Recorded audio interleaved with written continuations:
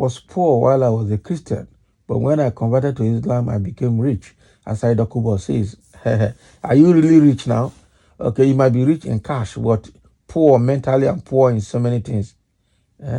Because this guy is and your word is not just only you know subject to your physical acquisitions, but your mental state and your reasoning also speaks to your wealth as well. So let's see what he has to say. He said, Mujahid Asari Dokubo, a prominent Ijaw nation leader and former soldier, claims that he was a former soldier. He was not a soldier. Claims that switching from Christianity to Islam brought prosperity and fortune into his life. In 1988, Asari Dokubo converted to Islam and took the Muslim name Mujahid. In a live video interview on his conversion, he claimed that finding a new religion that supports his philosophy of eradicating social injustice made life significantly easier for him. He said that he had taught his kids to share his values and commitment to Christianity. I am pleased with whatever I have, and God Almighty has lavishly blessed me, he declared. While I was a Christian, I was impoverished, but once I became an Islam, I was wealthy. These were my words at my 50th birthday celebration, still a small boy self. I fulfilled everyone's wants and needs in life. Is it riches? Are there kids? Are there cars? As a result, I avoid competition and raise my kids to be like me, because we need to defend our reputation and history. So that is what he's trying to say here, that when he became, he was poor when he was a Christian, and became very rich and very wealthy when he became a Muslim.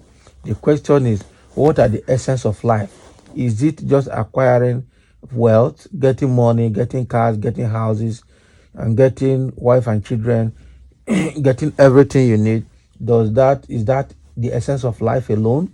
What is your value to humanity? It's a very big question.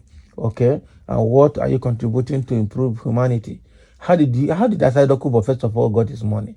He's trying to say that Islam gave him money, because we saw how he led the Niger Delta militancy, okay, and I'm sure his hands will not be clean from bunkering activities in the oil-rich area. And so, how did he get his money? Through militancy. That is the truth. And through militancy and through this, the former president's Yaradua, okay, Yaradua's amnesty program, okay. Those are the sources of his money. And now he went and invested that money in the Niger Republic to build a university or so, and put all his investment in the Niger Republic.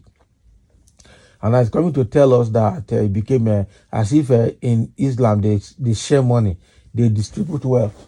They share money there, they distribute wealth there. I think this guy is just being full of himself. That is the truth. This guy had lost, just moderate, what they call decorum. He doesn't know when to talk. He doesn't know what to talk. And he just speak whatever comes out. He says it. It's quite unfortunate. That is the truth. Well, let him enjoy his wealth. I thought by now he would have been deputy vice president. Yeah, because the way he was positioning himself, especially with the way he was going with Tinubu's government, now he has been fenced from Aso Rock, and he just can't do anything again. Okay, he can't go to Aso Rock again. I thought he has gone quiet completely, but coming out to talk now, it looks like he's still kicking, but then kicking in the wrong direction, most likely. So there are a few comments here. Somebody say, "What shall it profit you getting the whole world but lose your soul?" Okay, it's only in Nigeria where you see people who ought to have been behind the bars enjoy more freedom than the genuine and innocent people. That is true. You're right. That is true. It's very bad. Yes, Christians rejoice in the spiritual and not in the physical. You are not faithful in either, even as Islam you are claiming you are. You are not, but looking for stomach infrastructure. Shameless foolish man. That is it. And somebody is telling him, it is evident that for the type of lifestyle you choose that throws caution to the wind, you will get unlawful riches in many fraudulent ways. But you know very much that uh, God is that gives riches. God is him that give riches through correct labor, and not through dubious means. You must register in your mind that he that gets wealth not by right shall leave them in the midst of his days. Your parading riches, okay, is a sure mortgage of your soul.